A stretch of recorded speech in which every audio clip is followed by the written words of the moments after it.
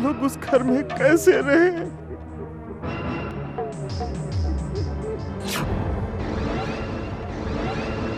क्या बात है पंडित जी, सुबह सुबह आप यहाँ?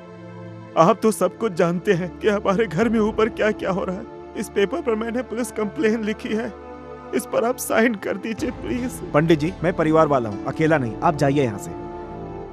आप भी साथ नहीं देना चाहते? पंडित जी, समझने की कोशिश कीजिए, आप जाइए यहाँ से प्लीज। जीजा जी, आप पहले दस्तखत कीजिए। तुम क्यों अपनी बहन को विधवा करना चाहते हो? मेरी चिंता छोड़ो, तुम अपनी बहन को जिंदा देखना चाहते हो कि नहीं?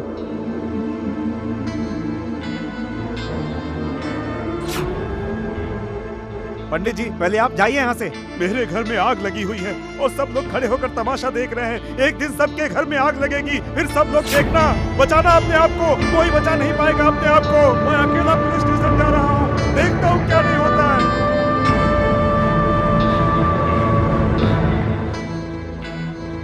इस करण को किसी के दस्तखत की जरूरत नहीं है, आपको डरने की जरूरत नहीं, मैं सब कुछ देख लूंगा। साहब जी, एक छोटी सी प्रार्थना है। क्या? जो मैंने कंप्लेंट की है इसके बारे में किसी को पता नहीं चलना चाहिए, क्योंकि मैं परिवार वाला आदमी हूँ। आपने जो मुझसे कंप्लेंट की है, आप बिल्कुल निश्चिंत रहें, डरने की कोई जरूरत नहीं। धन्यवाद साहब जी।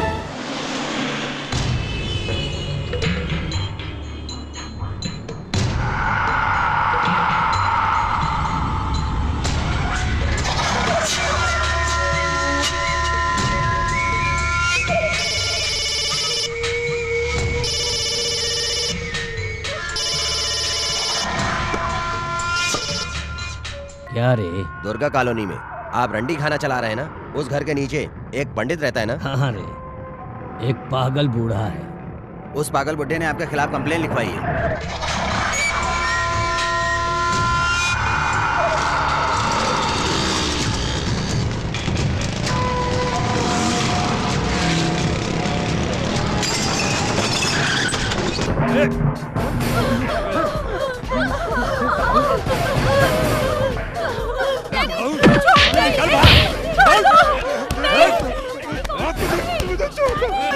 मेरे बॉस के खिलाफ कंप्लेंट लिखवाता तू?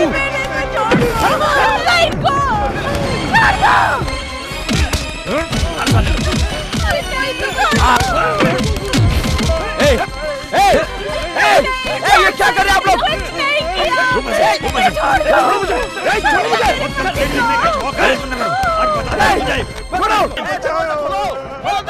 समझा क्या?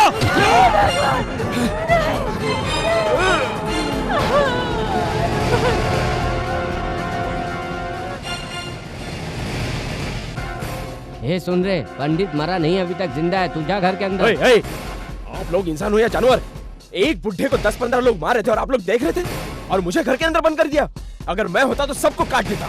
10-15 को क्या, हजारों को काट देता, और काटने के बाद तू तो गांव भाग जाएगा। अरे भाई, हमारा तो परिवार सब कुछ यही है, तेरे जीजा जी और बहन भी यही हैं। तेरे जाने के बाद अरे उनका क्या होगा, कभी सोचा है ये तूने? उन्हें जलाकर राख कर देंगे। शादी होने के बाद तेरी बहन अभी तक मायके नहीं गई ना। अगर तू इसी तरह गुस्सा दिखाएगा तो तेरी बहन मायके कभी भी नहीं जा पाएगी, समझ गया? लगता है तू अपनी बहन को जीने के लिए मुंबई में शादी किया है। कैसे भाई अब तुम? चलो भाई, चलो कौन समझाएगा? अपने रिश्तेदारों को भी मारे गए।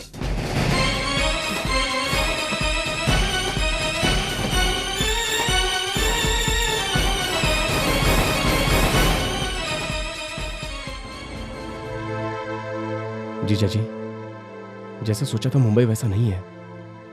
चलिए हम गांव चले जाते हैं। गांव में मुंबई जैसी सुविधा तो नहीं है, लेकिन वहां शांति ही शांति है। चलिए हम गांव चलते हैं। शिवदत्त, मैं कॉलेज में कैंटीन चला रहा हूँ। उधर कितना डिपॉजिट किया है पता है? 3 लाख रुपए। इस घर को मैंने लोन लेकर बनाया है। उस लोन को भरने के लिए 2 साल चाहिए। मानो अगर ये सब छोड़कर मैं चला जाता हूँ तो मेरी इतने दिनों की मेहनत मिट्टी में मिल जाएगी। 15 सालों से धूप में, बारिश में, रात रात भर जाग कर प्लेटफॉर्म पर सो करके किस तरह से मैंने दिन निकाले तुम्हें पता है? अपने हाथों से अपनी जिंदगी बनाई है मैंने, और आप कहते हैं छोड़कर वापस चलूं? मेरे लिए सब कुछ इधर ही है। आपकी हरकतें देखकर मुझे यही लगता है कि आपको यहाँ नहीं रहना चाहिए। ये जगह मेरे जैसे साधारण लोगों के लिए है। आप चाहते हैं कि आपकी बहन खुशी से रहे ना? चिंता मत कीजिए, आप जितना समझते हैं उससे ज्यादा खुश रखूंगा मैं उसे। ये मेरा वादा है आपसे। आप उसकी चिंता छोड़िए और वापस जाइए यहाँ से। ज्यादा दिमाग लगाने की जरूरत नहीं है आपको, समझ गए?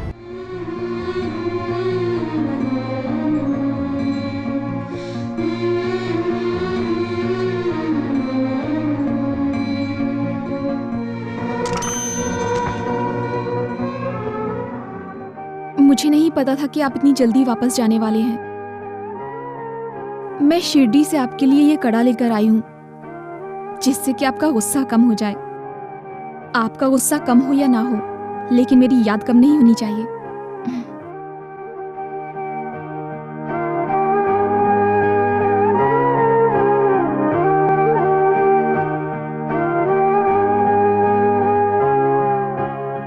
शिवदत्त, चलने का वक्त हो गया है। मैं चलता हूँ।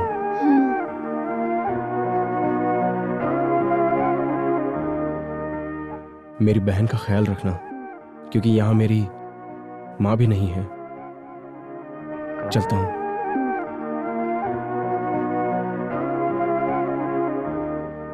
भैया, सबको बोलना मैंने याद किया है। चलता हूँ। ठीक है। भैया, दादी माँ से भी कहना। हाँ, ठीक है।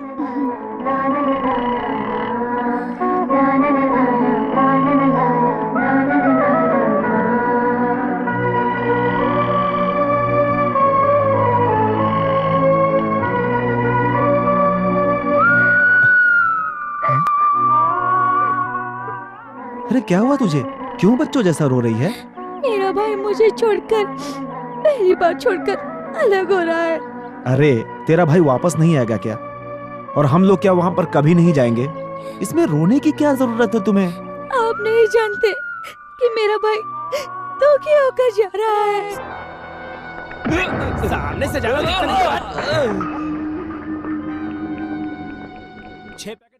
6 पैकेट सिगरेट जल्दी से दे, चल। आपका उधार 6000 हो चुका है। आप हमेशा उधार लेते रहते हो। पहले पैसा दे दो ना प्लीज। अरे पैसा किससे मांग रहा है? जानता नहीं मैं कौन हूँ? किससे बात कर रहा तू? हाँ? बताओ क्या तुझे? प्रिंसिपल आ रहा है। Sir good morning. Good morning. चलो।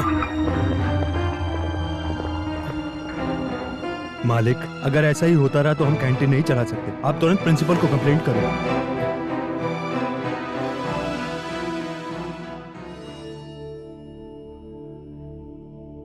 बाप रे बाप, पहले महीने से इस महीने में पेट 2 इंच बढ़ गया है? मेरे पेट में बच्चा पड़ रहा है, इसलिए 2 इंच पेट बढ़ गया। मगर आपका पेट तो देखो, मेरे पेट से 4 इंच बढ़ गया है। माप लेती हूँ। आती हूँ।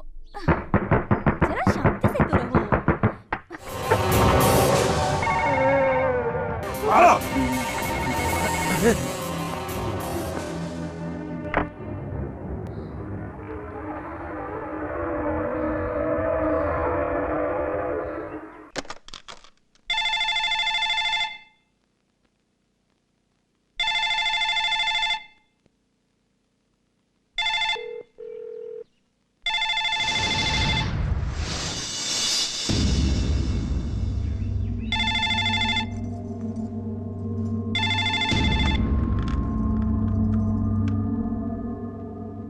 हेलो काव्या, तेरा भाई बोल रहा हूँ।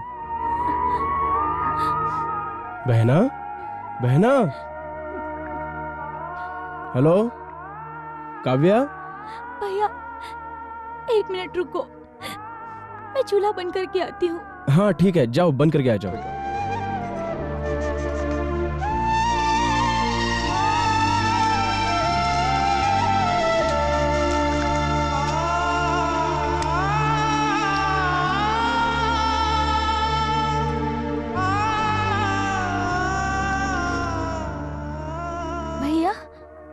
बोलो भैया। काव्या, तू खुश है ना? मैं खुश हूँ। और जीजा जी कैसे हैं? वो भी ठीक है। और तू डॉक्टर के पास गई थी? डॉक्टर को दिखाया ना। काव्या, वहाँ कोई तकलीफ तो नहीं है ना?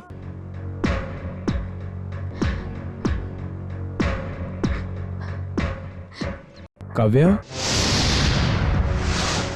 तू कुछ बोल क्यों नहीं रही है?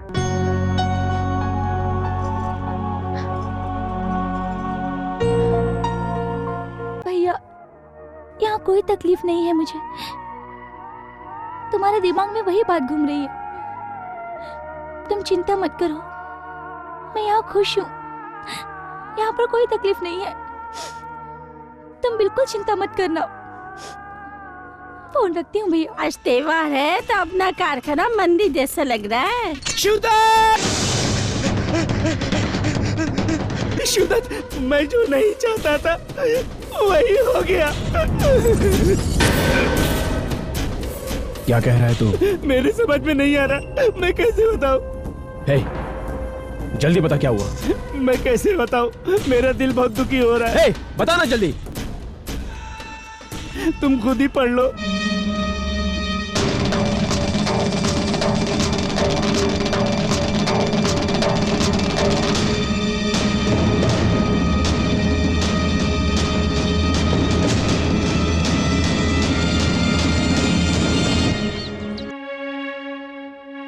वीजा मिल गया है क्या? वीजा नहीं आना था मगर आ गया। मेरा बाप पैसा भरकर वीजा लेकर आ गया। वो नहीं चाहता कि मैं आ रहा हूँ। सुनो बेटा, अगर बच्चे लोग कमाएंगे तो माँ बाप को सुख मिलेगा। जिस खेत से अनाज पैदा करके हम अपना पेट भरते थे उसे बेचकर वीजा लाया हूँ। अगर ये वहाँ जाकर कमाएगा और पैसे भेजेगा तब हम खाएंगे, वरना हमें तो भीख मांगनी पड़ेगी ना। इसका मतलब यही हुआ आप मेरे दोस्त से 5 साल अलग रहने के लिए कह रहे हैं? बेटा, तुम लोग तो जवान हो, तुम लोगों के 5 साल कैसे गुजर जाएंगे पता नहीं चलेगा, लेकिन हमारी तो उम्र हो गई है। इन 5 सालों में हमारा क्या होगा पता नहीं।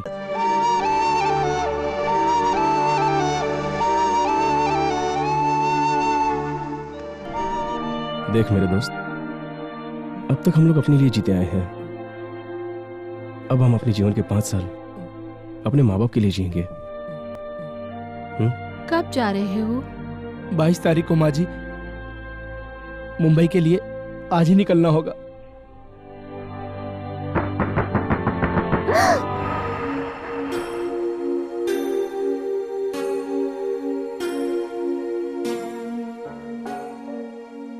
क्या बात है काव्या?